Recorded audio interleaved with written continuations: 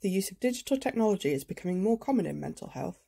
Remote measurement technologies such as smartphones and wearables can collect information about a person in real time during their day-to-day life, which may be relevant to their mental health. We carried out a realist review and spoke to young people with lived experience to better understand the ways, contexts, and for whom remote measurement technologies may or may not work for depression in young people aged 14 to 24 and why. Literature searches produced over 6,000 records, of which 100 were relevant and included in the final evidence synthesis. Young people most preferred using smartphones. However, there may be an overestimation of how much young people are likely to use them for their mental health, with many worried about the privacy of their digital data. Depression was best detected by changes in sleep patterns, smartphone use, movement and location, social communication, and self or parent report mood logs. This had uses in screening for depression and self-monitoring, but more research on use in relapse prevention is needed.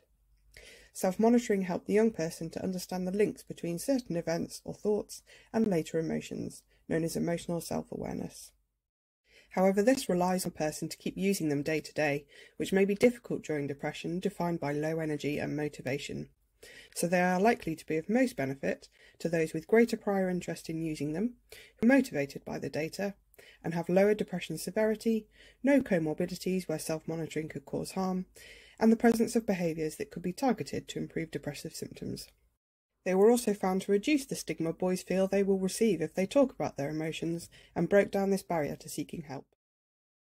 Remote measurement technologies were most often used to detect worsening depression in university contexts, but in school time their use was often banned and important data missed.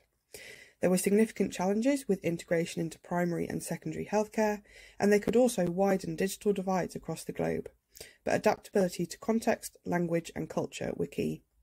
Overall, we recommend future research on use in relapse prevention and any potential harms, with the current best use being to support those waiting for therapy or during therapy to increase emotional self-awareness.